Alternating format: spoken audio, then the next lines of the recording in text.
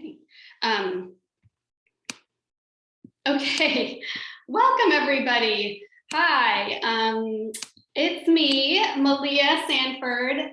I am the Programs and Outreach Manager at the Lopez Island Library. Thank you for joining us today for our first virtual author talk of the season, featuring journalist and author Lynda V. Mapes. We are thrilled to have Lynda joining us today, and before we get to her presentation, we are going to hear a brief report from the Friends of the Lopez Island Library, as this presentation is actually part of the Friends of the Library's annual meeting. So I'm going to briefly hand things over to Fons Wienen, who is the treasurer for the Friends of the Library Board. Hi, Fons, you are muted, so you'll need to unmute yourself. Hello, welcome everybody, and welcome Ms. Mapes, and I'm looking forward to your presentation. The Friends of the Library's annual meeting is required, and I hope we have enough members present to fulfill this quorum. The library last year has supported many programs in the library, and I'll list a few items of those. We supported the graphic novel book club for middle schoolers. We supported 14 aid positions during the summer of 2021. We had a Spanish-speaking book club, which was very successful. 2 meetings, 14 books were discussed and handed out. We supplied the packages for 36 children every other week during the summer of 2021. We had literacy lessons in cooperation with the Lopez Island Family Resource Center. We had the annual teddy bear picnic with 105 attendees. And as I understand it, the teddy bear was not scary this year. We also became an affiliate of the Dolly Parton Imagination Library, which is a program that supplies books every month to kids that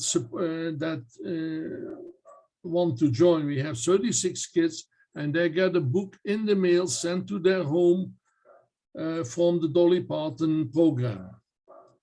So all of this cost money, and so we hope that all the members will keep supporting us as they have in the past. And with that, I will hand it back to Malia and Lynda Mapes. Thank you very much. Thank you, Fons, and the Lopez Island Library staff are so grateful for the support of the Friends of the Library group. It's with their financial backing that we are able to offer such an array of programming and special projects every year that strengthen and broaden the services we provide as a public institution. So thank you so much. And now, moving on to today's main event, Lynda V. Mapes is a reporter at the Seattle Times, where she specializes in coverage of the environment and Indigenous peoples. Over the course of her career, she has won numerous awards, including the International 2019 and 2012 Kavli Gold Award for Science Journalism from the American Association for the Advancement of Sciences, which is the world's largest professional science association. She has written 6 books, including Orca, Shared Waters, Shared Home, which was published in June of this year by the Seattle Times and Braided River Books. Orca exposes the environmental history of the southern resident orcas and Chinook salmon they depend on. She is also the author of Elwha, A River Reborn, about the largest dam removal project ever in history and the effort to revive a wilderness watershed in Washington's Olympic National Park and its once legendary salmon runs. In addition to her staff position as lead environment reporter at the Seattle Times, Lynda is an associate of the Harvard Forest of Harvard University in Petersham, Massachusetts. She was recognized by NOAA Fisheries in 2016 with the prestigious Dr. Nancy Foster Habitat Conservation Award for her reporting on fish and habitat. She lives in Seattle, and please join me in virtually welcoming her to Lopez Island. Thank you so much, Lynda, for being here. I just wanted to let people know also that Lynda will present and then there will be time for questions after her presentation, which you can send to us either by writing them with the Q&A function or by raising your hand, and I will turn on your microphone, I think. Okay, take it away, Lynda. Thank you so much.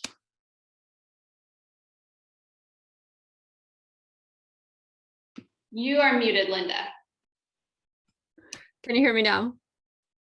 Great. So it's great to be with you all. I wish I actually was with you all. That was the plan, but anyway, here we are, right? Onward. So I want to give a shout out to the Lopez Island Library. It's a very special place, in a very special place. It's one of the most remarkable small libraries I know. I've visited the island many times because I have family there. And a big shout out to the whole MacDonald clan. And, you know, every time I go, I want to go to the library because it is such a special place of learning and welcome. So congratulations to all of you for sustaining such a special place. As a writer, for me, my entire career began with libraries and librarians. And to this day, I depend immensely on librarians for my research and my work. So libraries are a very special place, and congratulations to all of you for having such a beautiful library.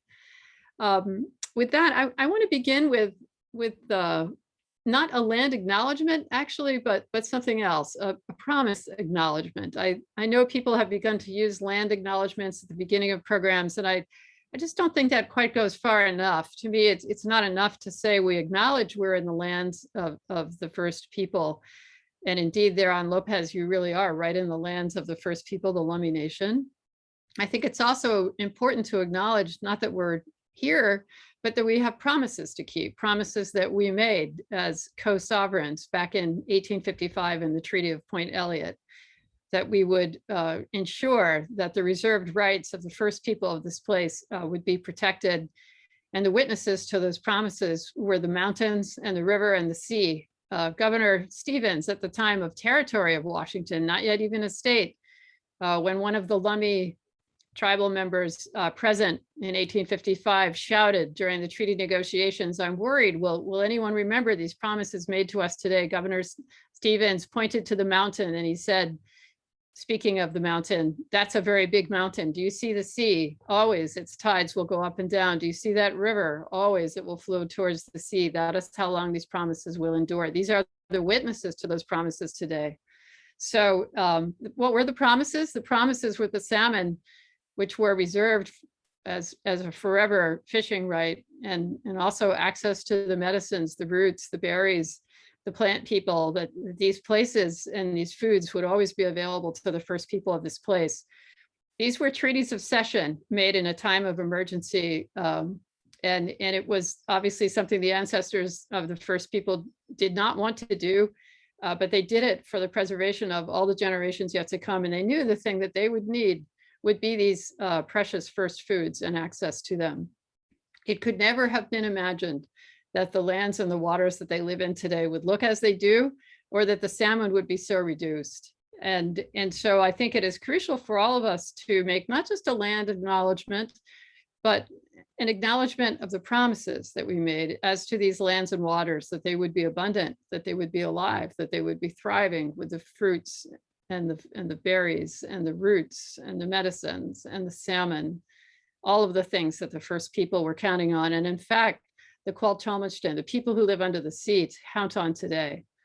So I leave those thoughts for you to learn more about. I've put a link in the chat to a fabulous YouTube video that was created by Jay Julius, former chairman at the Lummi Nation.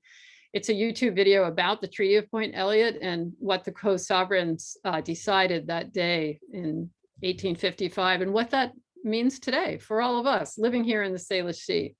We should all be very grateful for these treaties. What they mean is clear legal title by which all of us newcomers were able to settle these lands and make the wealth that we have made and have the stability that we have all enjoyed. We're friends and neighbors today, all of us. And I think it's important and critical that we all recognize that we all benefit from these treaties. And with that, I want to talk very directly about the relationship between the treaties and these promises and the Orca. So the Orca are known to the Coast Salish people of this place as a family member, actually literally a relative, and they're called the Quolchalmachtan, the people who live under the sea. And for us at the Seattle Times, this story about the Orca whales, it really began in crisis. It began during a time when Mother Orca Tahlequah was carrying her baby calf on her head. This was an act of mourning. We all know that very sophisticated animals, whether they're giraffes or elephants or gorillas, these very sophisticated, intelligent animals, when they are in grief, when they've lost a family member, they don't just walk away from that baby. They stand over that baby. There's often a grieving ceremony. They mourn, as we do. And scientists know that dolphins, and orcas are actually the largest dolphin. We call them whales, but they are a dolphin, that they, when they lose a family member, they too mourn. And when it's a baby, the way this is expressed is the mother very often will carry that baby. But what happened with Tahlequah in the summer of 2018 was very unusual in that she just kept carrying the baby. And so I got a press release from the Center for Whale Research. This was in 2018 in July, noting that this mother orca whale was carrying this baby calf. And I decided that we were just going to stay with her at the Seattle Times. I was with my sister-in-law, Leslie McDonald, at the time, staying at her place down there at the south end of Lopez Island, and made the decision to cut our visit short and hop on the inner island and go over to San Juan Island and get on a boat with the Center for Whale Research and go out and begin this act of witness, to stay with her and write the story of this mother who happened to be a whale, who just would not give up on this calf, this beautiful female calf, absolutely perfect to look at, but only lived a half an hour. And what happened really was she was the whale who changed the conversation. I mean, until that afternoon, she really was just one more endangered species. The orcas had been listed since 2005. All of us, sadly, are used to the idea of endangered species at this point. But when she came onto the scene, carrying her baby that she would not let go of, it changed everything. Suddenly, these were no longer just random black and white animals. These were families, and closely bonded families, families with feelings for one another, just like us. And by the time she dropped the calf, and honestly, I don't think she dropped it. I think it just fell apart on the 17th day and the more than 1,000th mile of constantly carrying this more than 300-pound, 6-foot-long calf in her teeth, going down. Each time she took a breath, she had to catch it in the tide and bring it back up again so it wouldn't be swept away, having to make that decision with every single breath for 17 days and 1,000 miles. By the time I wrote the last story about her journey of grief, there were 6 million people reading that story around the world. And I think I know why. It was because she's a mother who happened to be a whale. And so at the Seattle Times, we made a decision to go big and dig deep into the roots of this extinction crisis. Why was it that an animal living in a place this beautiful in the San Juan Islands in the summer, that's their primary foraging range, or at least it used to be, we'll get to that in a minute. What was it? Why couldn't they survive? This is the top predator in every ocean of the world. Orcas have been around for 6 million years. They've been in our region, in our waters, since the ice melted 10,000 years ago. This is an animal of immense swaggering power. They can burst swim 30 miles an hour. They can swim, and commonly do swim, 80 miles a day. They can dive as deep as 1,000 feet. Nothing eats an orca, and an orca eats anything it wants.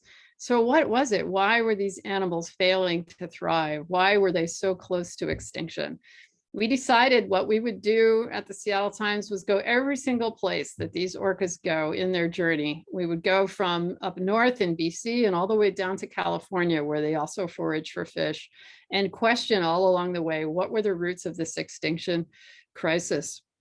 And ultimately, this investigation became a 5-part series. It's called Hostile Waters. It's still online. I hope you'll look it up if you haven't read it yet. There are many online features, including some documentaries that I think you'll really enjoy.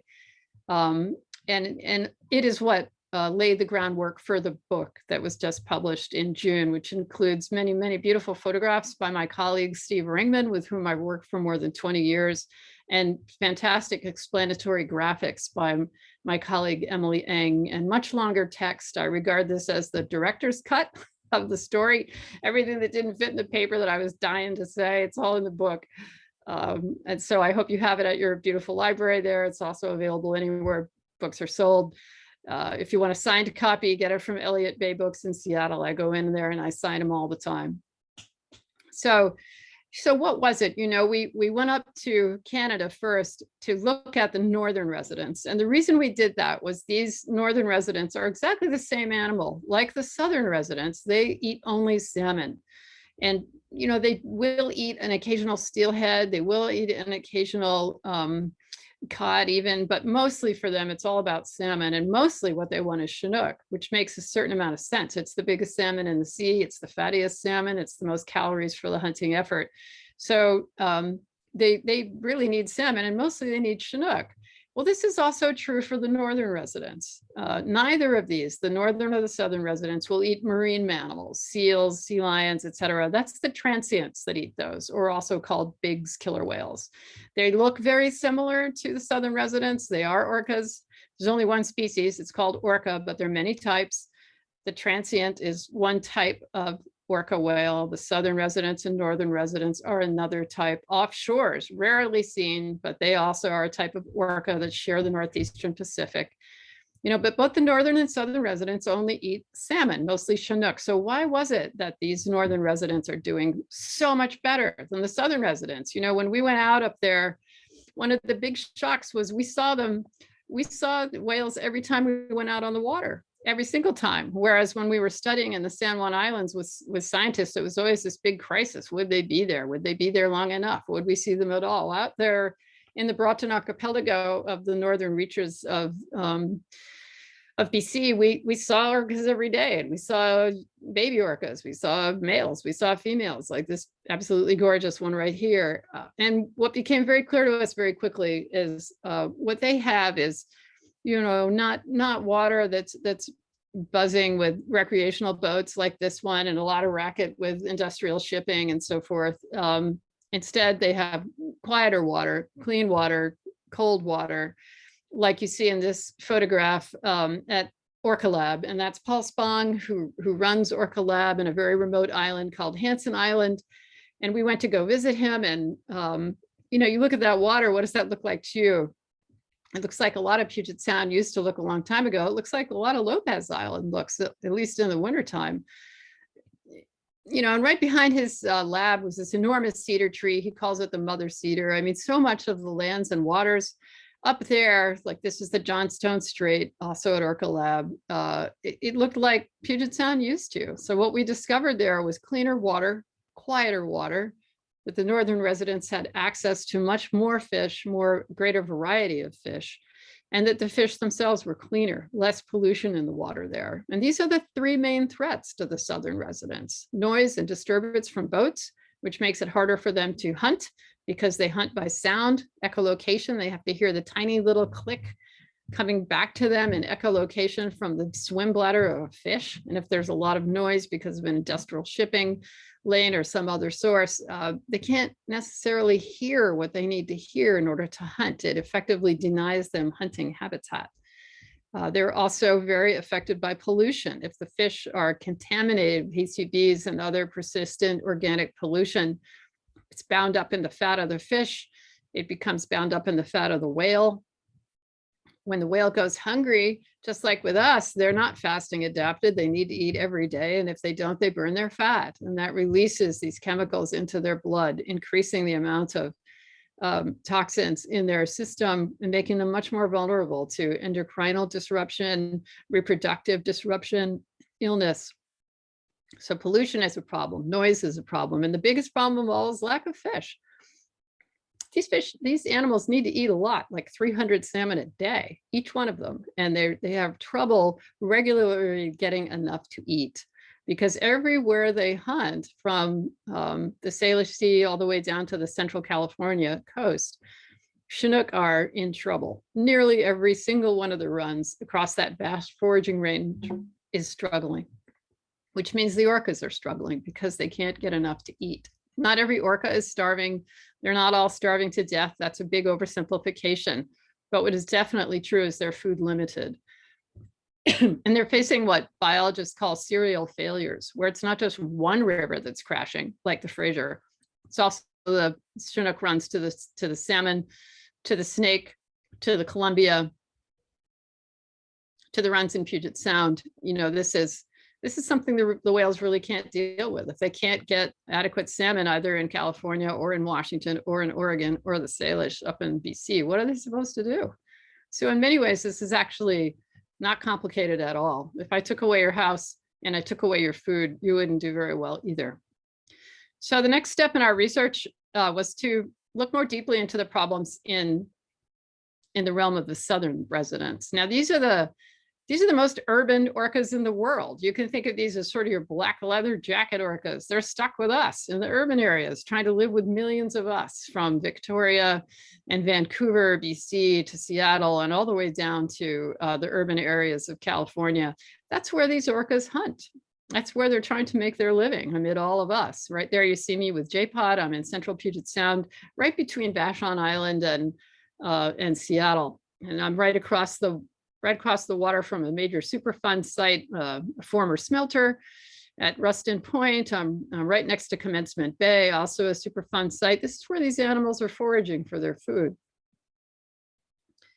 So, you know, I think it's also very important to say that despite all that, the southern residents still come here to central Puget Sound. It's one of the things that makes living here so absolutely magical and special. This whale is breaching not far from the Edmonds Ferry dock on just an average fall day in Puget Sound. This is just last summer. I mean, the fact that these animals are still here, I think, is one of the most special things about living here. And it's one of the defining facts of our region, that we still have this major incredible wildlife here. I mean, what do we do when our relatives come to town? We talk about the trees, the rivers. We take them down here in the city to the Ballard Locks to see the salmon. We are so proud of the fact that we are lucky enough to live in such a beautiful place, alive with these animals, and they are still here. It's not too late. I need to go back in history a little bit to talk about the roots of this crisis. So it actually started, as usual, with us during the capture era. This was a time in the 1970s, so not very long ago at all, where Ted Griffin, who's still alive today in Washington State, he had an aquarium down on the Seattle waterfront. It was called the Seattle Aquarium, but it's not the same one that's there today. He was looking for something special for his collection. So he put the word out, and he heard from a fisherman up in BC who inadvertently caught an orca whale in his net. So Ted Griffin went door to door to businesses like Ivar's Acres of Clams and collected cash, and got himself a backpack full of cash, and got on a float plane and went up there. And damn, if he didn't put this orca whale, in a sea pen that he crafted with a bunch of volunteers out of rebar and towed behind a tugboat all the way to Seattle. And, you know, when he came under Deception Pass with an orca whale in a floating sea pen, there were like 1,000 people on the bridge looking and watching the spectacle. And when he came into Seattle, into Elliott Bay, he was welcomed by the mayor and given the key to the city. Everybody thought he'd done something really great in catching this wild orca. And he put Namu, as this orca was called, into a sea pen right there at Elliott Bay. And people came by the thousands to see the world's first performing killer whale. And at that time, they were called killer whales, and they were reviled and hated and thought of as this deathly predator, vicious animal.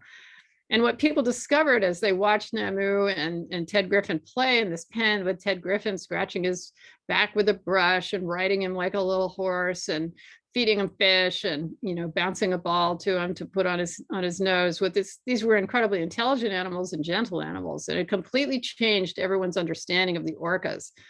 And suddenly people loved them. They saw them as these sort of big sea pandas, which they emphatically are not. These are Namu's teeth at the Burke Museum. Look at those things. There's, you know, long as your index finger, sharp enough to tear meat, and heavy and thick and strong as marble.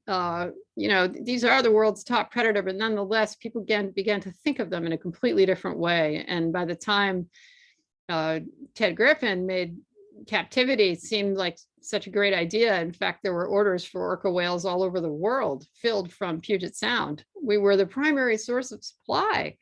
Eventually, people came to do the right thing, and 3 leaders of Washington State, the late Slade Gordon, the US Senator, eventually he was Attorney General at the time, Dan Evans, Senator, he was governor at the time, and Ralph Monroe, the oft elected Secretary of State, who was a staff member for Dan Evans then. They all 3 got together and went to the courthouse and shut down forever orca hunting in Washington waters. That was in 1976. It amazes me that it was so recent. There's a long chapter in the book about captivity. I won't kid you, it's a very tough read. Orca whales are way too intelligent an animal to be in a tiny little tank. And there's only one alive today from the capture era. Her name is Tokatai.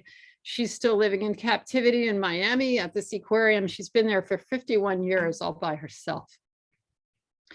This is a totem pole that was carved by the Lummi Nation. And these are people in Bellingham laying their hands in prayer on this totem pole to bless the totem pole before they take it down to the Miami Aquarium all the way across the country to put on a protest to free Lolita. The Lummi Nation is still trying to free Lolita from captivity. So far, this aquarium says nothing doing. They're holding on to her and that she's better off there because after all, she's being regularly fed and she's safe and taken care of while her relations are endangered and at risk of extinction in the Salish Sea. She's still in captivity now. It's been 51 years. She was captured in Penn Cove in August.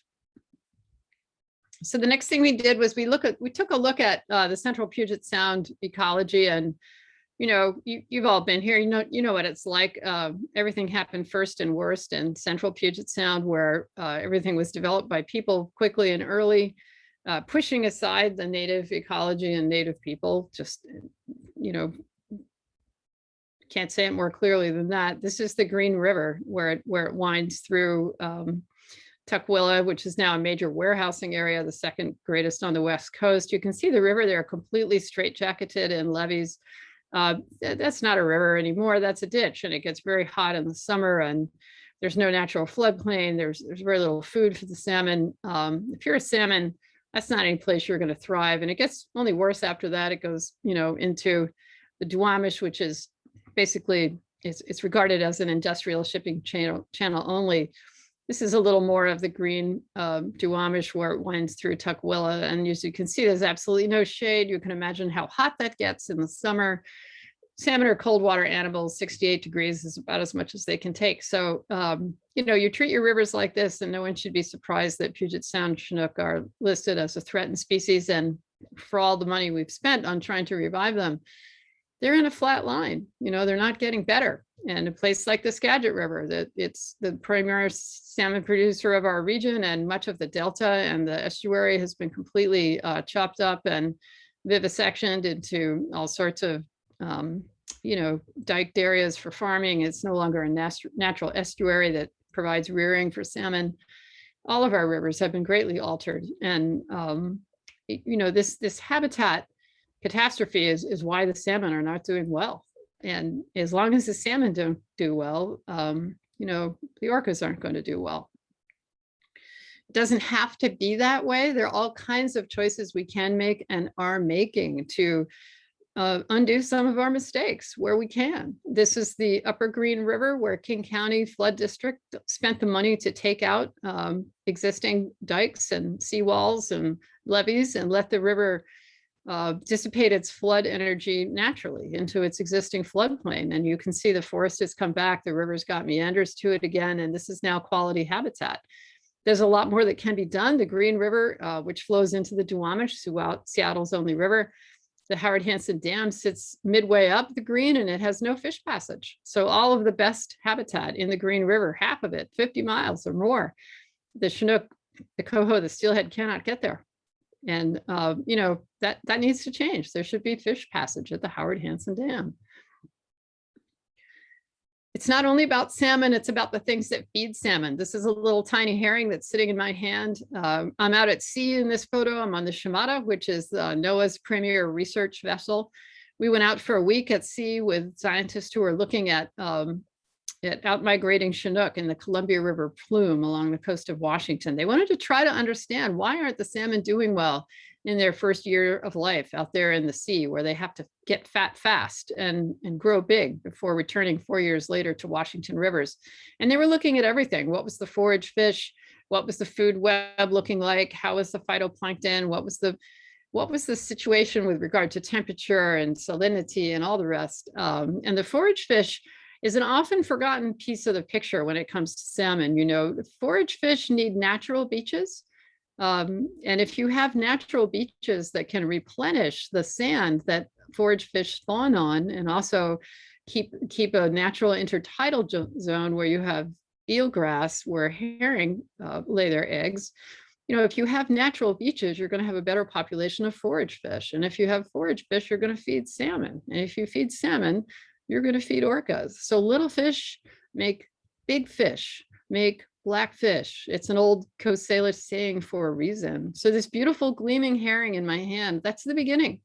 If you want orcas, you have to care about herring. If you care about herring and you care about all these other beautiful forage fish that make the food chain work, you have to care about natural beaches. Again, this is something we can all do. When and where it's possible, we should be taking out these old bulkheads, seawalls, all kinds of driveways and crap that's just in the way of the function of the natural embrace of the shoreline and the beach. These things need to be able to interact with one another like they always did. And if you do that, you get replenishment of beaches rather than starvation. These are beautiful natural processes that have been there forever. And if they're allowed to function, the other pieces of this beautiful world that we're so lucky to live in will do just fine. I think it's important to say that this is still possible. It's absolutely not too late. This picture was taken just the other summer. Look at that little baby whale with her mom. You know, the orcas know how to do this. They do this just fine. The mothers are incredible parents. They never leave their children. Lifelong, these families stick together. And look at that little baby orca. If you look closely, you'll see she's got a salmon in her mouth. She's too young even to eat it. She's still nursing, but you know, I think she's carrying it around, just trying to learn how to be a big orca. These animals are so affectionate with one another. When you see them up close, you know, they're forever touching, sliding along each other's backs. The parents are always with the children. You know, togetherness is their home. That is their home, is one another. And the JK&L pods, they've been in our midst for 10,000 years. They know how to do everything they need to do. We just need to make it possible. This is L25. She's my totem animal. She's in her 90s. So she was born, we think, in maybe 1925. Think about what that means. That means she's been out there feeding her family, living in our waters since before any of the Columbia and Snake River dams were built, since before the great transformation of everything that happened in the Puget Sound region, since before Vancouver became a giant city and the Fraser River Delta became a major shipping destination. You know, all of these things, all of these changes have had an impact on the world that she lives in. And yet she's still out there, and she's still going all the way down to Central California to forage for winter Chinook, the only winter Chinook in the world, going back to the Sacramento River. And she goes there because her mother taught her to do that. These are matriarchal societies. And especially when fish runs are scarce, it is the oldest matriarchs in the clans that lead the pods to fish, because they have this vast, deep ecological knowledge that they're carrying on generation to generation. And I wonder to myself, you know, when she goes down there with her family, as she is in this photo, as you see, this is a Monterey Bay Whale Watch photo. Was she chasing fish or just a memory of fish? Did they get anything to eat? You know, and very often when I get a phone call from someone, it'll be an older person and they're saying to me, you know, I don't know what happened. I used to go to Puget Sound and wiggle flounder right out of the sand with my toes with my grandfather. Or I used to go to the San Juan Islands and there were so many fish. And now we can only get a few days of the season. What happened? There were so many fish. I feel like if we could understand what the orcas were saying in their language, perhaps they're saying the same thing. I used to come here with my grandmother, my grandfather, and there were so many fish. What happened? So our situations are very parallel and intertwined. I want to leave you with this thought. This is a picture of San Francisco taken from the plane. Steve Ringman, the photographer I was traveling with for the Seattle Times on this story, we were in the airplane. We're about to come down and spend a couple days in California with a scientist to learn about the problems of winter Chinook in the Sacramento River. And I said, Steve, look out the window. You got to take that picture. It looked to me like some kind of alien lunar thing, you know, and it's just San Francisco Bay. But that's the point, isn't it? I mean, look how highly altered this is. We don't yet look like this in Washington State. We don't have anything that looks like that, not even Seattle. This is still largely a place of rivers and mountains without end, to quote the great Gary Snyder. You know, it really is not too late here. But here's the thing that's even more important. When Steve and I were there, you know, we spent a 105-degree day with this biologist and finding just a few raggedy winter Chinook, these poor things struggling back in this hot water, really just waiting to die. They'd lay their eggs. And we spent the day out there with the boat, in the boat, no shade, incredibly hot. End of the day, we sort of straggle into this crummy restaurant and sat down and had a salad and about 6 glasses of water. And the waitress comes over and I give her my credit card and she looks at it and she says, oh, Seattle Times, what are you doing down here? I said, oh, well, we're writing about orcas and salmon. And she said, well, I don't get cable, so I don't know anything about that. And I thought to myself, you know, how sad is that? So she's living here and doesn't even know that the Sacramento is a salmon river. This river used to be the second biggest salmon producer after only the Columbia, and not that long ago. She doesn't even know it's got salmon in it today. Not only that, she doesn't even know that the orcas come right offshore. So that's about awareness. You know, they've lost their awareness in California as a salmon state. That hasn't happened in Washington. We still think of ourselves as salmon people and that we live in a salmon state, that every river is a salmon river, whether it's in Eastern Washington or it's in Western Washington, whether it's in Puget Sound or the Salish Sea, that we live in a place of salmon and orcas and rivers and mountains without end. May it always be so. May we never lose that awareness and that identity. And may we always think of ourselves as salmon people. And I think if we do that, and if we fight for that, these orcas are going to do just fine. This is really just about anything else that we love or care about. It's about work, it's about devotion, and it's about investment. Just as you invest in your library, just as you invest in your families and one another. Here in Washington State, we're the dam busting state. Nobody's taken out more dams or bigger dams than us. Nobody's taken out more seawalls, more dikes. You know, we're very good at this. We have incredible engineers, amazing hydrologists, powerful tribes and treaty rights. We have a pretty much unified political agreement that we care about salmon and orcas across the political spectrum. All we need to do is more of it. This is expensive work. We're in the categories of hundreds of $1 million now projects because we've done a lot of the little stuff, but we can do that too. Let me give you an example. The city of Bellingham just the other summer took out their diversion dike that they'd been using for 100 years for water supply. Why'd they do that? Well, they did it because it was going to be too expensive to fix this dam. And they figured out that it would be cheaper for their ratepayers if they went to Snohomish County and just bought water from them and took out the dam, which they did. And they did it with 10 million from the Washington State Legislature, technical expertise from American Rivers and the Tulalip tribes, and other donations from other sources, and got it done. Boom, they did it in the summer. And the Chinook are already back in headwaters where they haven't been in a century.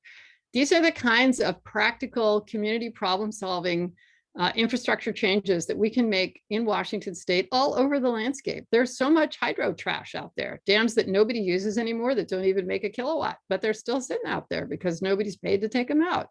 Same thing with all kinds of seawalls and bulkheads and dikes. And these are all impeding the flow of natural processes of water and beach replenishment and cold, clean water flowing downhill. It really is as simple as that. It's as simple and believable as gravity, and it works every time. So I hope you can feel encouraged and empowered and directed about what we need to do, and that we can do it, and that we're incredibly good at it, and that these animals will take care of the rest. Thank you. Thank you, Lynda. So welcome. I am going to give people a few moments to gather their thoughts and send some questions our way. Let's see, we have someone who has raised their hand. I need to do some steering on my part. Here we go. Okay, allow to talk. Okay, go ahead, Judy or Jean. I guess it was Jean. Lynda, thank you so much. I've got my Center for Whale Research hat on right here. Can you tell us if the transients, the bigs, orcas, are as sensitive to boat noise or are affected by it as much as our residents are? Thank you. You know, I honestly think that what's going on here with these two populations of whales is all about the food. There are tons of seals, buku seals. There's lots of seals, there's lots of sea lions, there's lots of baby gray whales. All the marine mammals in the Salish Sea are doing great. All of them, except the southern residents.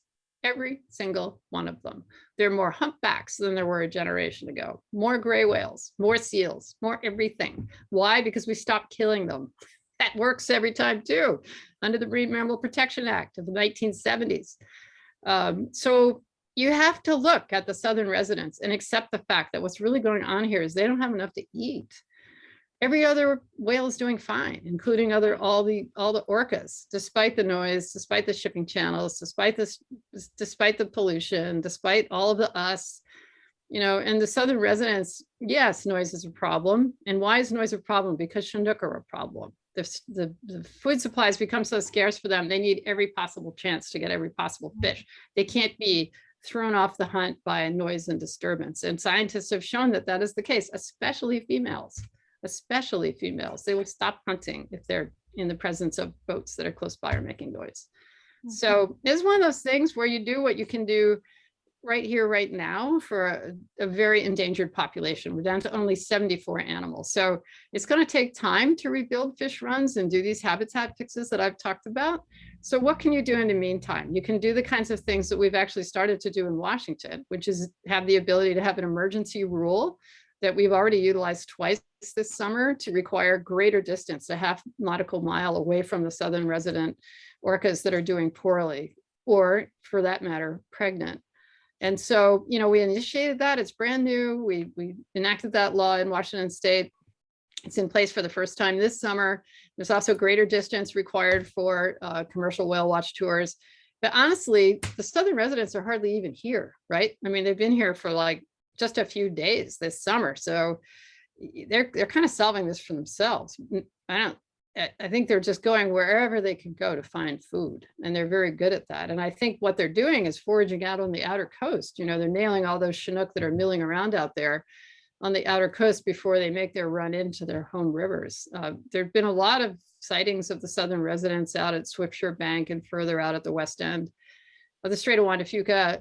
I know they've been around recently, locally, even in central Puget Sound. They're going to be here more as they come after chum. They start coming after the fall chum runs. But, you know, the transients and the bigs, they're incredible. They're multiplying like mad. They're big and fat. You look at them and you realize what robust looks like because they eat all they want. So we have a question from Karen, who is wondering what can us regular citizens do to help improve the fish and whale habitat? I would really encourage you to get in touch with your elected representatives I'm not kidding. I really think that you have to be politically active and you have to use your voice as a voting resident of the state of Washington. Write to Maria Cantwell, write to Patty Murray, write to your state representatives, write to them with your hand and a piece of paper and an envelope and a stamp. And the reason I said that is, you know, as well as I do, you never get real mail anymore, right? I mean, if you get an actual real letter, you think somebody died. So if you really want to get somebody's attention, write them a letter and put it in an envelope with a stamp. Show them you took the time to actually look up their address and, you know, get out a piece of stationery and write to them and speak from your heart. Don't be canned. Don't copy down some, you know, script from some interest group. Use your heart and your mind and your voice and tell them what you think about salmon and orca and this beautiful place where we live and what you want them to do in terms of preserving it for all time. That's my first recommendation. Stand up as a citizen for what you care about. Be present and don't go away. Be a pest. And there are so many really excellent local groups working on salmon recovery, these local fisheries enhancement groups and 100 other NGOs. You know, if you're not involved, get involved. There's a lot of good work that you can do. It all makes a difference. I mean, honestly, when someone talks to me about what can I do about climate change, I have a one-word answer: trees. Don't cut them and plant them. I'm going up to Vancouver Island on Monday with a photographer to write about old growth that's being cut on Vancouver Island by BC Timber, which is their federal agency. You know, they're cutting down primary forest. You ask yourself, how's that even possible? Well, it's happening, you know, so do your best to be involved politically and stay involved, educate yourself, read this book, read the newspaper, talk to your neighbors, show up, be present, work on this, and also do what you can to get your hands dirty and make sure that the watersheds in your care are in good shape. And if they're not in good shape, help out, you know, pull the weeds and plant native plants and plant trees and take care of the place where you live. You mentioned the hydro garbage, I think or hydro junk. And there's a question about what do you see to be the likelihood of removing the dams on the Skagit? Oh, Skagit. I figured you were going to say snake because that's the one everyone always brings up. Okay, so this is a brand new thing that's going on right now in Seattle. Seattle's City Light has 3 dams on the Skagit River. There's the High Ross Dam and Diablo Dam. Those are the really big battery packs. And then there's one more called the Gorge Dam, which is really kind of the re-regulator of the trio. It doesn't do much. You know, together these dams actually are not the big battery packs for Seattle City Light at all. That's actually Boundary Dam on the other side of the state. And right now, Seattle City Light is in the middle of a relicensing process under the Federal Energy Regulatory Commission. This is good.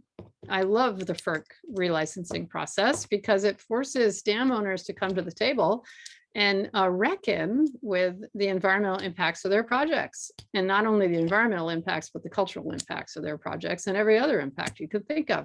This is a very excellent, exacting process, and it requires dam owners to meet modern environmental standards. The last time these dams were licensed was in 1995. We've learned a lot since then about salmon, and we've learned a lot about a lot of things that have also changed and gotten worse since then. And so right now, the Upper Skagit tribe and the Sauk-Sioux-Atl tribe are pressuring Seattle City Light to put fish passage at their dams. These 3 dams don't have any fish passage. And they're putting strong political pressure on the utility to do that. They're also asking the utility to look at taking out the gorge dams, not the upper 2, but the lower dam. I went up there, I don't know, 2 weeks ago. I looked at it. It's, you know, that channel is completely dry part of the year. And Seattle City Light has promised to, you know, even apart from this process, start rewatering that channel and not just leave it dry. That's still not going to get fish in there because, you know, that's not going to be enough. There's a lot of work to be done about these dams and bringing them up to modern standards. Now, will City Light actually take out the gorge dam? I don't know. I think that's pretty unlikely. Will they work very hard at figuring out fish passage at these dams? I think that's very likely.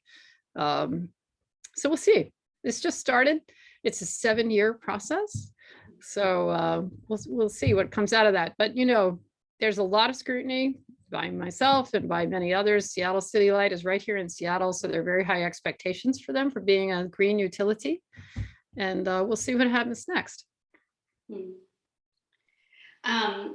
So whale watching is a popular pastime for tourists here in the islands and kind of a contentious issue amongst concerned environmentalists here. I wonder what your sense of the impact of whale watching is on the orcas. Right. Well, the scientists have looked at this. They've looked at it a lot, and there are impacts, and they're proven. And what we know is that female whales, especially orcas, will stop foraging in the presence of boats. That's not good. We need these animals hunting as much as possible and succeeding as often as possible. We also know that the frequencies of certain kinds of noise, such as big industrial ships and so forth, that frequency is exactly in the sweet spot of what they need to hear. So it can mask, is the word used, what they need to hear. So that makes life harder for them. And it has the effect of actually basically denying them access to hunting habitat because they can't really utilize it. So they can be using hours and hours, losing hours and hours a day of productive hunting time in the summer, right? So that's not good. So we know from scientific study that they are impacted by noise and disturbance of boats. People don't like to hear that because they want to be out there on the water. Well, it's not without cost. It has an impact on these animals. Now, what we also know is that the southern residents, as I said earlier, they're really not here very much right now. And as it is, we've on several occasions now had these emergency rules put in by WFW requiring the tour operators to stay a half nautical mile away. I can't imagine you could see anything a half nautical mile away. So I can't even bother. They're really bothering to watch the southern residents. It's honestly Joe Sixpack, the recreational boater out there who doesn't even know what the rules are or particularly care, who I worry about the most, just like blazing along cluelessly, has no idea there are any whales there at all. This COVID thing, everyone said to me, oh, wow, this is going to be great. It's going to be so quiet for the orcas. It is the exact opposite because people couldn't go to Disneyland. Everybody went and got a boat. And you've got all these people out there who haven't a clue. In what used to be quiet coves, absolutely everywhere. It's just packed with boaters. You've seen this, you live there, you know this better than I do. So, too many people, too much noise, too much racket, too much craziness. I mean, you try it, right? How would you like it? I will say that there's another side to this, which is, the transformational experience of seeing these animals for yourself, but you don't have to do it on a boat. You can see them from land. You can actually whale watch from shore. You should see Seattle where the southern residents come around here in the winter. It's hilarious. The office is empty. Everybody just goes to the beach and you can see them and you can even hear them from shore. So there are options. And it's very interesting, when you go on these boats, very often the people on those very expensive trips are from all over the world, and they're watching more than likely humpbacks or certainly transients because that's what's out there. There's plenty to see without watching the southern residents. We just went through a big regulatory process in Washington State, as I told you, vis-a-vis Washington whale watch rules. There was a very passionate cadre of people who really wanted a ban on watching the southern residents straight up, just no more. I mean, we'll see what happens. Maybe we'll continue to change these rules and make them even more strict. But right now, the thing that you need to know is there is an effect on the southern residents when they're hunting if there's noise. It's just true. There's a couple of follow-up questions. So one being, how do we manage whale watching? I think we, meaning sort of citizens or people who stumble upon potential, infractions to the laws. This participant saying, we just sailed through a whale watching yesterday near the Orcas ferry dock. So the question is, how do we manage whale watching? You mean as citizens, if you stumble upon something going on that shouldn't be happening? Is that the essence of the question? I don't quite get it. Yeah, I think that's a good question. So yeah, okay. I would say it depends on the circumstance. If it's safe, for you to intervene and make a ruckus and a fuss, I would do that first of all, because you're on the scene and you could interrupt what's happening and say, hey, do you realize there's like a whale 50 feet from your bow? I mean, that's job one, right? Just as you would any emergency, you'd try to make people aware of it. And I would do that first. If it wasn't safe for you to become involved, I would call the police, old school 911. I think that the other thing I would do is, there's a really great sound watch program that has people out there observing on the water all the time, but of course they can't be everywhere, and WDFW enforcement the same. I mean, you can call it in. I think there's no substitute for just trying to stop it in the moment yourself if you can safely do that. I think a lot of what happens is just ignorance. People don't know, so make them aware. It's just, make some racket and go over there and tell them to knock it off. Like you would in any situation, right? Speaking of ignorance, here's a similar question relevant to that. Iris is saying that the waitress you met in Sacramento isn't the only one who isn't aware of Southern residents. Plenty of locals and visitors in the San Juans don't know about the differences between residents and transients. They just see whale, and they don't necessarily understand the significance of the decline in Southern residents. So how do we talk about the difference and the importance of protecting those Southern residents? Right. They look very similar, honestly. I mean, I think to many people who don't know the whales very well, they would have trouble. If you do know the differences, it's easy to spot. The shape of the fin, even the behavior is different. Their marking is different. The saddle patch is different. But if you don't know that, you're just going to see dorsal black and white, and you won't know. How do you teach people to differentiate species of birds or any other species? They have to be interested and want to educate themselves, right? I mean, you put out information anywhere you feasibly can that people are going to access it. And you teach everyone yourself that you can. The transients are doing great. The Southern residents are critically endangered and need to be left absolutely, given as much wide space and berth and peace and quiet as possible. They're struggling. Straight up. You can't say it any more clearly than that. And, there's a lot of information out there, honestly. And I think that, we just can't put enough of it out there. And I think through every possible channel and every possible means, we need to keep doing that. A couple of questions about your book and accessing it, especially signed copies. You mentioned Elliott Bay, but we have some Lopesians who are wondering if there is a more local venue they could get it from. Right. So the only reason I mention Elliott Bay is because I know they have signed books, because I go in there and sign them all the time, and you can buy it online through them. It's still a local bookstore. It's not Amazon. It's a local independently owned bookstore. It's the oldest bookstore in Seattle.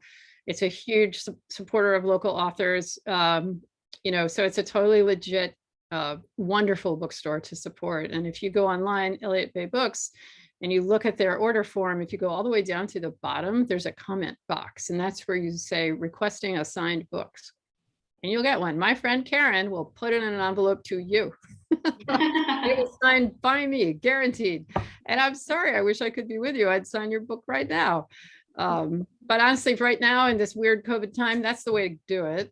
Elliott Bay is a great bookstore. It's a local independent bookstore, and they've got signed books. If you want that for a gift, that's the answer. Yeah. Great. Let's see.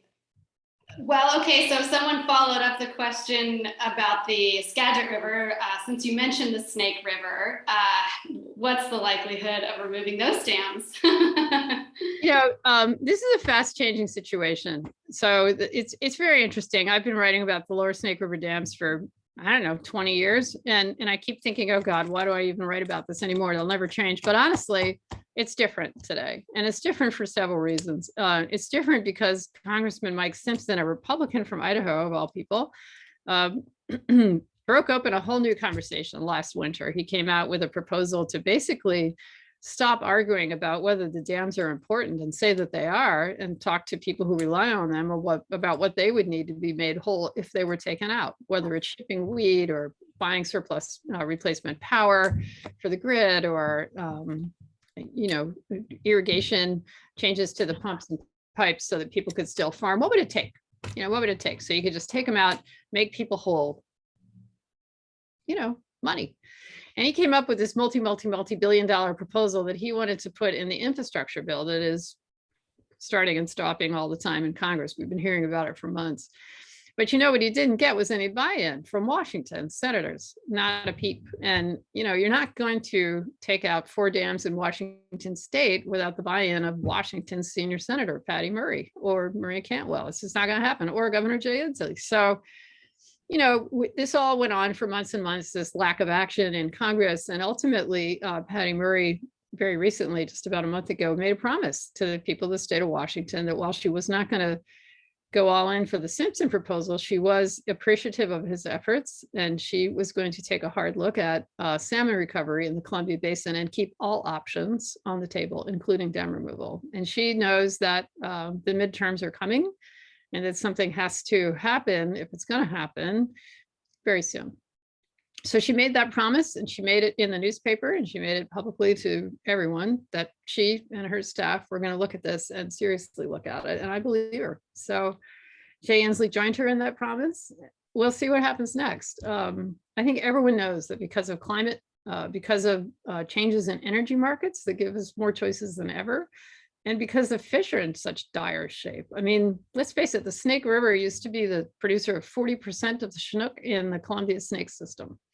And today, those are the most endangered fish in the Columbia snake system, the spring summer Chinook. They're quasi extinct now. It's a truly pitiful situation. And yet these fish are going back to some of the most primo habitat in the region. I mean, the Salmon River country, if you haven't been there, it's unbelievable. I mean, it is literally perfect habitat, but they struggle terribly to get there because they have to cross 8 dams to get there. I mean, these are the long distant migrants. They're going 1,000 miles from saltwater to home water. Imagine that. These are heroic journeys. And, in the era of climate change, many scientists have made it very clear that these are the most endangered fish. So it's Judgment Day. It's Judgment Day for the fish. It's Judgment Day for irrigators who are really sick of all the uncertainty surrounding the litigation on the lower Snake River dams and really just want to farm. So it's like, hey, just put money on the table so I can reconfigure my stuff and I can still farm. They're ready for let's make a deal time. I think a lot of people feel like it's time to call the question. So as I said, I've been covering it a long time. I do think it's a different time just because of where the fish are, the threat of climate just ending the possibility for these fish if we don't give them a better chance. And honestly, we've tried everything. I mean, we've thrown billions, that's plural, at fixes on these dams. They're amazing in terms of fish passage. I mean, this is the most sophisticated array of fish passage devices, gizmos, and gadgets, and methods, and operating schemes you'll find probably anywhere in the world, but it's just not good enough. 98% survival past each dam isn't good enough. Times 8, you're still losing a quarter of the run, and that's just at the dams, and that's before the toll taken by warm reservoirs and predators, and before you even hit the estuary, and then you get to go try to live in the ocean, which has got warming temperatures too. So that's the world we're living in. And I'll be very interested to see what happens over the next 12, 18 months. We'll see. You mentioned there was an orca in captivity that the Lummi Nation was advocating to release. Is there a way that people can support that effort? Yeah, there is. So if you go to sacredsea.org, it's a website. Those are the people at Lummi who are working on this tirelessly, and you can find out how you can support that effort. Yeah, they're not the first. Orca Network, Howard Garrett there, he worked with others for many, many years. The late Governor Mike Lowry, he was determined to free this whale. It's amazing how long it's all gone on. Yeah. And then I think as our final question, the treaty acknowledgement that you mentioned at the beginning, that link did not go through to everyone on the chat. So you could try resending it, or also tell people what they could search for. Yeah, sure. So I wonder if I can make that work. I don't know. We've been having our issues here, Malia. Yeah. You know what I think I might do is, hang on, I got an idea. Let's see if this chat works. Let's see if I can put something in this chat. Bear with me. Yeah, I think what I might do is send that to you in an email, and then you can. Sure, I can send it out to registrants. What it is an email, pardon me, it's a link of a YouTube video of the former chairman of the Lummi Nation. He made I thought, a terrific video for schools, public schools in the Ferndale district on the occasion of Treaty Day last year, which is in the winter. And I just thought it was great. It's such a thorough explanation of what that treaty promise is. And also there are a lot of really spectacular historic photos and beautiful songs. It's a terrific educational video. I think it's really excellent. So I'll send that off to you, Malia, and I hope you can send it out to participants and maybe a follow-up email. They all have, you have their email addresses because that's how they got the link. So let's do it that way, huh? Yes. I do see that Iris's hand is up. So Iris, if you have another question, you go ahead. Oh, my hand got tired up in the air, so I put You put it in the chat. into the chat, but I guess I could just follow up. What I was really trying to get at with that question about the difference between Southern residents and is there are some people who they see the transients thriving and have the attitude of, well, so what does it matter that, you know, these other whales aren't? How do you respond to that? Thank you. Now I understand your question much better. Look, the Southern residents are unique in the world. Period. Full stop. They aren't the transients. They're the Southern residents, and if they're gone, they will be no more. The Southern residents are the only orca whales that come all the way into Puget Sound, into central Puget Sound. And that experience of them being here literally in the city. I mean, downtown orcas, who's got that? Only Seattle. The Southern residents are unique and they have a right to exist. They've been here for 10,000 years. And those families have their own language and culture. And, you know, this would be like any other native tribe. They have a right to exist. And, you know, to say, well, there are plenty of other people doesn't give you the right to just eliminate a population that is struggling. I mean, it doesn't work that way. That's not who we are, and that's not what this is about. And that's, by the way, not the way the law works. I mean, the Endangered Species Act stands up for every endangered species, whether it's suckerfish in Lake Klamath or the Southern residents in Puget Sound. It's not a popularity contest, and it's not about convenience, and it's not about cost. It's about preservation of the living world in all of its expression. And, you know, you're this person, whoever they may be, who's like, well, there are plenty of transients, who cares? That is actually a very, very serious question, and perhaps the biggest threat of all to the Southern residents, that as long as there's something black and white twirling around, who cares, right? There's something out there to see. The Southern residents are unique, and they have been here and they have a right to continue to be here, and it would be a very different place without them. They have a different behavior, they have a different social structure, they're qualitatively different in how they interact with one another, and as a matter of fact, how they behave in our waters. They're different. They're the Southern residents. They're who only they uniquely are.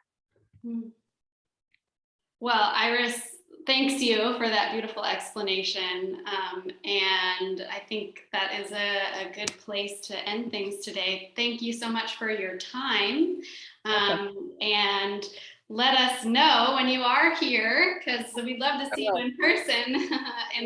and keep up the great work that you're doing. And thank you to everyone for being here. Thank you. Thank you all. Enjoy the rest of your day. Bye, Lynda. Bye-bye. Everybody. Oh, Malia, that was wild. I know.